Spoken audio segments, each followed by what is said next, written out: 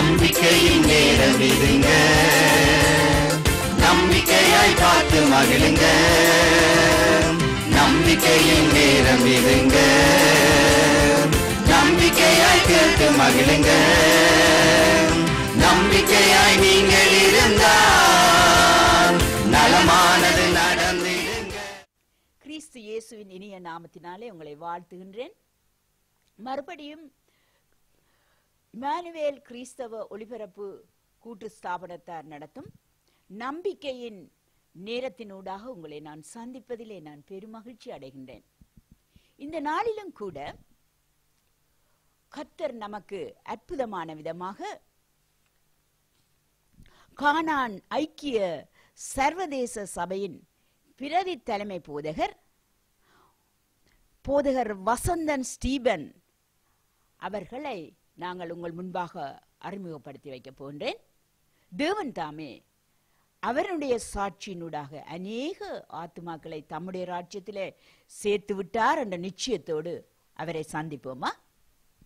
வணக்கம் போதேர் அவர்களே. வணக்கம் அம்மா. நாங்கள் உங்களை சந்திப்பதில் பெரும் மகிழ்ச்சி அடைகின்றேன். இந்த நாளிலும் கூட கர்த்தர் ஆச்சரியமான விலையில அநேகரை அழைத்து கொண்டு வருகின்றார் தம்முடைய ராஜ்யத்தில். ரோமர் 8ஆம் அதிகாரத்திலே இவ்வனமாக சொல்லப்படுகின்றது, அன்றியும் அவருடைய தீர்மானத்தின்படி அழைக்கப்பட்டவர்களாய் தேவனிடத்தில் அன்பு கூறுவோருக்கு சகலமும் நன்மைக்கு ஏதுவாக நடக்கிறது என்று அறிந்திருக்கின்றோம். தம்முடைய குமாரன் அநேக சகோதரருக்குள்ளே முதல் பேரானோராய் இருக்கும் பொருட்டு தேவன் எவர்களை முற்குறித்தாரோ அவர்களை தமது குமாரனுடைய சாயலுக்கு ஒப்பாவதற்கு முற்குறித்திருக்கிறார். அவர்களை தமது குமாரனுடைய சாயலுக்கு ஒப்பாவதற்கு முற்குறித்திருக்கிறார். எவர்களை முற்குறித்தாரோ அவர்களை அழைத்தும் இருக்கிறார். எவர்களை அழைத்தாரோ அவர்களை நீதிமான்களை ஆக்கியும் இருக்கின்றார். எவர்களை நீதிமான்களாக்கிறாரோ அவர்களை மகிமைப்படுத்தியும் இருக்கின்றார். அல்லேலூயா. அந்த மகிமைக்குள்ள உங்களை சேர்த்து கொண்ட அந்த தேவன் உங்களை எவ்வளமாக தன்னுடைய அன்புக்குள்ளே அழைத்தார் என்பதை இங்கே இதை பார்த்து கொண்டிருப்பவர்களுக்கு நீங்கள் சொல்ல முடியுமா? என்னுடைய சாட்சியை நான் உங்களோடு பகிர்ந்து கொள்வதில் மிகவும் சந்தோஷப்படுகின்றேன். எனக்கு கிடைத்த பெரிய ஒரு பாக்கியம் என்னவென்றால், என்னுடைய இளம் பிராயத்திலே, என்னுடைய வாலிப பிராயத்திலே என் அருமை இரட்சகர் இயேசுவை அறியக்கூடிய ஒரு வாய்ப்பு எனக்கு கிடைத்தது. அல்லேலூயா. நான் பாடசாலையிலே படித்து என்னுடைய படிப்பை முடிக்கிற நேரத்திலே தேவன் என்னை அழைத்தார். ஆனால் அந்த அழைப்பை பற்றி நான் பேசுவதற்கு முன்பாக என்னுடைய வாழ்க்கையிலே எப்படி தேவன் என்னை சந்தித்தார் என்பதை நான் உங்களுக்கு சொல்ல விரும்புகிறேன். நான் ஒரு பாரம்பரிய கிறிஸ்தவ குடும்பத்தை சேர்ந்தவன். என்னுடைய தகப்பன், என்னுடைய தாய், எனக்கு 2 மூத்த சகோதரிகள் இருக்கிறார்கள். கர்த்தருக்கு பயந்த ஒரு குடும்பத்திலே நான் பிறந்தவன். கிறிஸ்தவ பாணியிலே நான் வளர்க்கப்பட்டவன். ஆனாலும் இயேசுவை அறியாதவனாகத்தான் நான் வாழ்ந்தேன். பேரிலே கிறிஸ்தவன், ஆனால் இயேசுவை என்னுடைய தனிப்பட்ட வாழ்க்கையிலே நான் அனுபவிக்கவில்லை. அவருக்கும் எனக்கும் இடையிலே ஒரு தனிப்பட்ட உறவு அந்த நாட்களில் இருக்கவில்லை. நான் கிறிஸ்தவன் என்ற பேரிலே வாழ்ந்து எனக்கு விருப்பமான வழிகளிலே நடந்து என்னுடைய வாலிப பிராயத்திலே என்னுடைய பாவ வழிகளிலே என்னுடைய இச்சையின் வழியிலே நான் வாழ்ந்து கொண்டிருந்தேன். அந்த வேளையிலே ஒரு நாள் ஒரு சுவிசேஷ கூட்டம் நடந்து கொண்டிருந்தது. அந்த கூட்டத்திலே அங்கே ஒரு பிரசங்கியார் இயேசு சுவாமியினுடைய அன்பை பற்றி பேசிக் கொண்டிருந்தார். இயேசுவுக்கும் எங்களுக்கும் ஏற்படக்கூடிய அந்த தனிப்பட்ட அனுபவம், உறவை பற்றி பேசினார். அப்பொழுது எனக்குள்ளே ஒரு கேள்வி எழும்பியது. நான் ஒரு கிறிஸ்தவன், ஒழுங்காக ஆலயத்துக்கு போகிறேன், ஓய்வு நாள் பாடசாலையிலே பங்கடைகிறேன். ஆனாலும் எனக்குள்ளே ஒரு வறுமை. இயேசுவை என்னுடைய வாழ்க்கையிலே இந்த போதகர் சொல்றது போல அனுபவித்த ஒரு அனுபவம் எனக்கு இல்லை. Something was missing. ஏதோ ஒன்று என்னுடைய வாழ்க்கையிலே இல்லாதது போல இருந்தது. அதை நீங்கள் உணர்ந்து கொள்ளக்கூடியதாக நீங்கள் அறிந்தீர்கள். ஆம், அதை உணர்ந்து கொள்ளக்கூடியதா இருந்தது. ஏனென்றால் அவர் பிரசங்கம் பண்ணும் பொழுது, அவருடைய கர்த்தருடைய வார்த்தையை சொல்லும் பொழுது நான் சிந்தித்தேன், என்னுடைய வாழ்க்கை ஒரு வெறுமையான வாழ்க்கை, ஒரு மாய்மாலமான வாழ்க்கை, எனக்கும் கிறிஸ்துவுக்கும் சம்பந்தமே இல்லை என்று நான் உணர்ந்த பொழுது அவர் கூட்டத்தின் முடிவிலே சொன்னார், இயேசுவுக்கு உங்களுடைய வாழ்க்கையை ஒப்புக் கொடுக்க விரும்புகிறவர்கள் உங்களை ஒப்புக் கொடுக்கலாம். அப்பொழுது நான் என்னுடைய உள்ளத்தை திறந்து ஆண்டவரிடத்திலே சொன்னேன், ஆண்டவரே, இவர் சொல்லுகிற அந்த அனுபவம் எனக்கு இல்லை. இவர் சொல்லுகிற பிரகாரமாக நான் உம்மோடு கூட தனிப்பட்ட ஒரு உறவு என்ற வாழ்க்கையிலே எனக்கு இதுவரை கிடைக்கவில்லை. எனக்கு அதை தாரும் என்று கேட்டேன். இயேசு என்ற பாவங்களை மன்னித்தார், எனக்குள்ளே வந்தார்.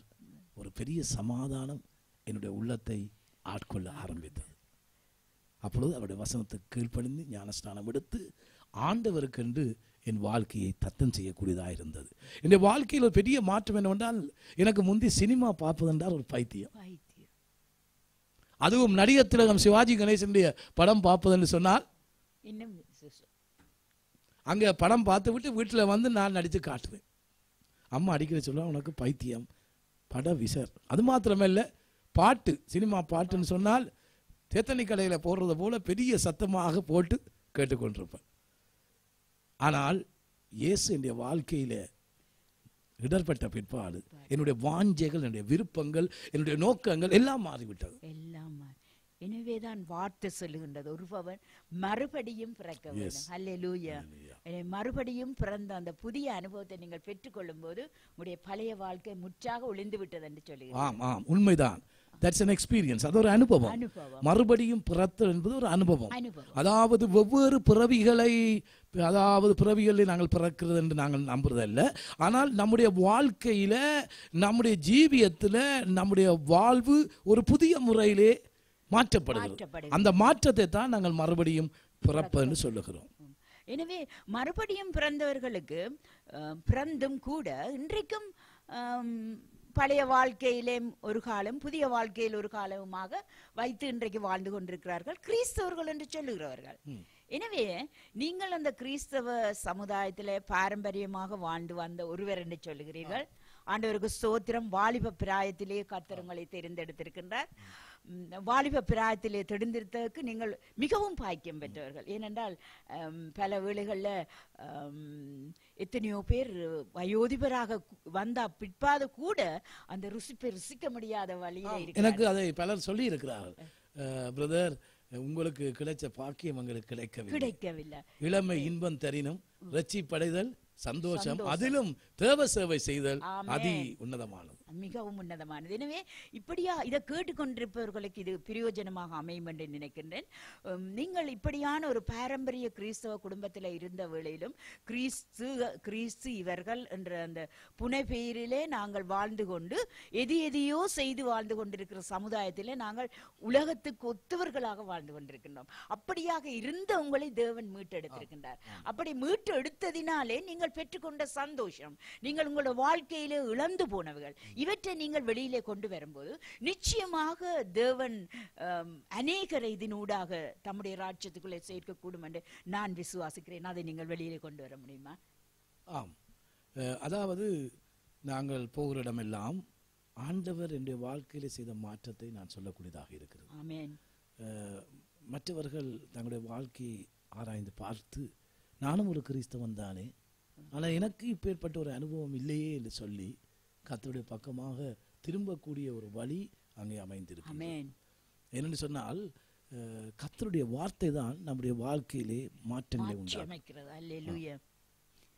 இன்றைக்கு பலர் பல பிரசங்கங்களை கேட்கிறார்கள், வார்த்தையை கேட்கிறார்கள். ஆனால் நீங்கள் அந்த வாலிபனாக இருந்த வேளையிலே ஒரு பிரசங்கியாருடைய வார்த்தை தான் உங்களுடைய வாழ்க்கையை மாற்றியது என்று சொன்னீர்கள். ஆனால் இப்படிப்பட்டவர்கள் ஏன் இந்த வார்த்தையை இவர்கள் ஏற்றுக்கொள்ள முடியாதபடிக்கு இருக்கிறார்கள் என்பதை நீங்கள் சொல்ல முடியுமா? காரணம் என்ன? ஒருவேளை சிலர் தங்களுடைய சொந்த வழிகளிலே தொடர்ந்து செல்ல விரும்புவதாலும், தங்களுடைய வாழ்க்கையை மாற்றி அமைக்க விருப்பம் இல்லாதபடினாலும், ஒருவேளை தொடர்ந்து அந்த இருளான பாதையிலே நடக்க விரும்பலாம்.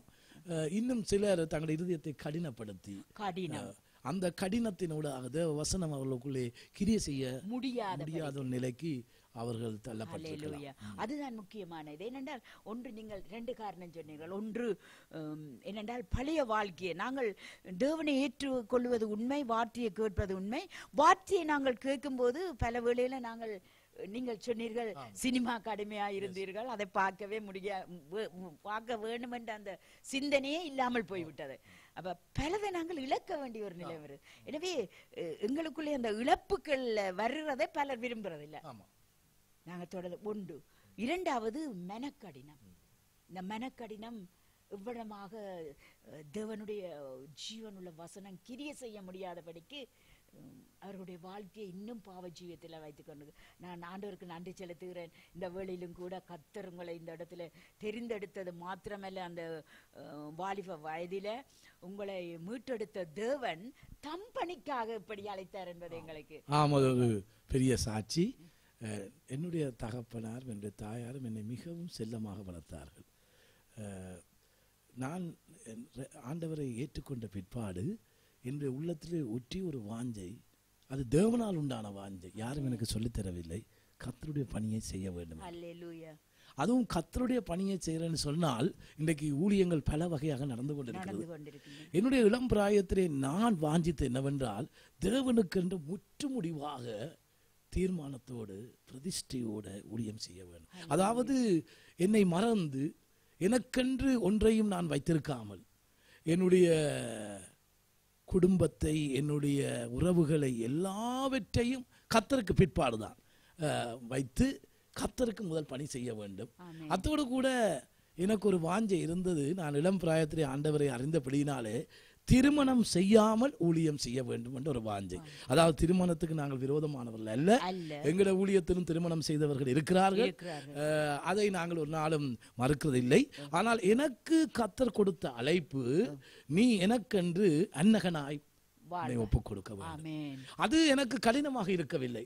ஏனென்று சொன்னால் அந்த வாஞ்சியை யாரும் எனக்குள்ளே போடவும் இல்லை. அது என்னுடைய உள்ளத்திலே வந்த ஒரு பேராசை. ஆனால் இப்பொழுது அதனுடைய மேன்மையை காரணம், நான் கடினமான இடங்களுக்கு போகும் பொழுது, விசேஷமாக கடந்த காலங்களிலே யுத்த பிரதேசங்களிலே நான் ஊழியம் செய்த நாட்களில் அங்கு போய் எங்களுடைய பிள்ளைகளை, எங்களுடைய ஊழியர்களை சந்திக்க சென்ற பொழுது எனக்கென்று ஒரு குடும்பம் இருந்திருந்தால் நான் என்னுடைய மனைவி, என்னுடைய பிள்ளைகளை முதலாவது சிந்தித்திருக்க வேண்டும். அது எனக்கு ஒரு பெரிய முட்டுக்கட்டையாக இருந்திருக்கும். ஆனாலும் நான் கர்த்தருக்கென்று போகிறேன். கர்த்தருக்கு சித்தமானால் கர்த்தர் என்னை திரும்ப கொண்டு வருவார். கர்த்தருக்கு சித்தமில்லை, நான் அதிலே தான் போய் மடிய வேண்டும் என்றாலும் நான் எப்பொழுதும் அவரை சந்திக்க ஆயத்தம். ஆகவே நான் அந்த தீர்மானத்தை எடுத்தது விசேஷமாக இந்த யுத்த நாட்களிலே அது எவ்வளவு மேன்மையான தீர்மானம் என்பதை என்னுடைய வாழ்க்கையிலே கண்டுகொள்ளக்கூடியதாக இருந்தது. ஆனால் வார்த்தை சொல்லுகின்றது, தேவன் மனுஷன் தனிமையா இருப்பது நல்லதல்ல, அவருக்கு ஏற்ற துணை உண்டாக்குவேன் என்று தேவன் உண்டாக்கினார். இதை கேட்டுக்கொண்டிருப்பவர்கள் நாங்களும் திருமணமாகாமல் இருக்க வேண்டும் என்று சிந்திப்பதல்ல, இது தேவ திட்டம். என்றால் பவுல் அழகாக சொல்லி இருக்கிறார், இது தேவனுடைய அனுக்கிரகம் இல்லாமல் ஒருவன் திருமணமாகாமல் வாழ்வது முடியாத காரியம். எனவே தேவனுடைய அழைப்பை நீங்கள் பெற்றிருக்கிறீர்கள். ஒன்று, வாலிபனாக அழைக்கப்பட்டீர்கள். இரண்டாவது, திருமணம் இல்லாமல் ஒரு அன்னகனாக வாழ தேவன் உங்களுக்கு வாய்ப்பை கொடுத்தார். அதற்கு ஆண்டவருக்கு ஸ்தோத்திரம். அது என்னுடைய கட்டித்தனம் அல்ல, வேதம் சொல்லு வரம் பெற்றவர்களே அல்லாமல். ஆகவே தேவனுடைய கிருபை. நாங்கள் யார் திருமணம் செய்ய விரும்பினால் அதுக்கு நாங்கள் விரோதமானவர்கள் அல்ல. ஆனால் ஒன்று, இப்பேற்பட்ட அழைப்பை பெற்ற அநேகங்கள் ஊழியத்தில் இருக்கிறார். ஆகவே நாங்கள் சுயாதீனமாக, குறிப்பாக சொல்ல போனால் நாங்கள் பிள்ளைகளை பராமரிக்கிற அந்த பணியிலும் நாங்கள் ஈடுபட்டிருக்கிறோம். அந்த பணியில் ஈடுபட்டிருக்கும் பொழுது எங்களுடைய சகோதரிமார், திருமணமாகாத சகோதரிமார், தங்களுடைய சொந்த பிள்ளைகளைப் போல தங்களுடைய முழு நேரத்தையும் தங்களுடைய முழு அன்பையும் அந்த பிள்ளைகளுக்கு காண்பித்து கர்த்தருக்குள்ளே அவர்களை வளர்த்திருக்கக்கூடியதாக இருக்கிறது. ஆகவே பவுல் அப்போஸ்தலன் சொல்லுகிறார் இடத்திலே, என்னை போல இருந்தால் நல்லது நல்லது, ஆனாலும் இது ஒரு கட்டாயத்தின் பேரில் அல்ல, இது என்னுடைய ஆலோசனை என்று சொல்லுகிறார். ஆகவே இப்பேற்பட்ட அழைப்பை ஆண்டவர் எனக்கு கொடுத்ததுக்கு நான் மிகவும் நன்றியாக இருக்கிறேன். ஆண்டவர் என்னுடைய ஊழியத்திலே அதனுடைய மேன்மையை நான் செல்லத்தான் நான் அனுபவிக்கக்கூடியதாக இருக்கிறது. இரண்டால் அழைத்தவர் தேவன். மனுஷன் தன்னுடைய சுய சித்தத்தில புறப்பட்டிருந்தால் நிச்சயமாக விழுந்திருக்க வேண்டும், நிச்சயம் கவலைப்பட்டிருக்க வேண்டும். நீங்கள் உங்களை அழைத்த தேவன், நீங்கள் முதல் தேவனுடைய ராஜ்யத்தை நீதியை தேடுங்கள், அப்பொழுது இவைகள் எல்லாம் கூட கொடுக்கப்படும் என்று சொன்ன தேவன் அத்தனையை நேர்த்தியாக உங்களுக்கு செய்து கொண்டிருக்கிறார். அதுக்காக ஆண்டவருக்கு நாங்கள் நன்றி செலுத்துவோம். ஆண்டவர் இந்த நாளிலும் கூட உங்களை ஒரு ஊழியக்காரனாக ஏற்படுத்தியது மாத்திரமல்ல, உங்களுடைய ஊழியத்தின் ஊடாக அநேக அநாதை பிள்ளைகள் பராமரிக்கப்படுகின்றார்கள். கிட்டத்தட்ட 150 பிள்ளைகள் எடுக்க வெளிப்படுகின்றோம். அதை குறித்த அது எப்படியான அந்த திட்டம் உங்களுடைய உள்ளத்துக்குள்ளே வந்தது? அது உண்மையிலேயே அந்த தரிசனமும் அந்த திட்டம் எங்களுடைய தலைமை போதகர் ரெவரண்ட் டாக்டர் ஆல்பர்ட் ஜெபநாயம் அவர்கள் மூலமாகவே எங்களுக்குள்ளே அந்த தரிசனம் விதைக்கப்பட்டது. அவர் எப்பொழுதுமே 3ஆம் சந்ததியை குறித்து அவர் கரிசனை உள்ளவர். ஆமென். ஆகவே எங்களுக்கும் அப்படியான ஒரு தரிசனம், ஒரு வாஞ்சி. ஆகவே இந்த பிள்ளைகள் நாங்கள் அநாதை இல்லம் எங்களுடைய இல்லத்தை சொல்லுவதில்லை. அது அவர்களுடைய ஹோம், அவர்களுடைய இல்லம், பிள்ளைகளின் இல்லம் என்று தான் சொல்லுவோம். எங்களுடைய சிறுவர் இல்லம் பதுளையிலே இருக்கின்றது, யாழ்ப்பாணத்திலே வட்டுக்கோட்டை என்ற இடத்துல இருக்கிறது. அத்தோடு கூட இருபாலையிலே 40 பிள்ளைகள் போரினால் பாதிக்கப்பட்ட பிள்ளைகள், அவர்கள் மாத்திரம் போரினால் பாதிக்கப்பட்டவர்கள் மாத்திரம் அந்த இடத்திலே இருக்கிறார்கள். ஒவ்வொரு பிள்ளைக்கு பிற்பாடும் ஒரு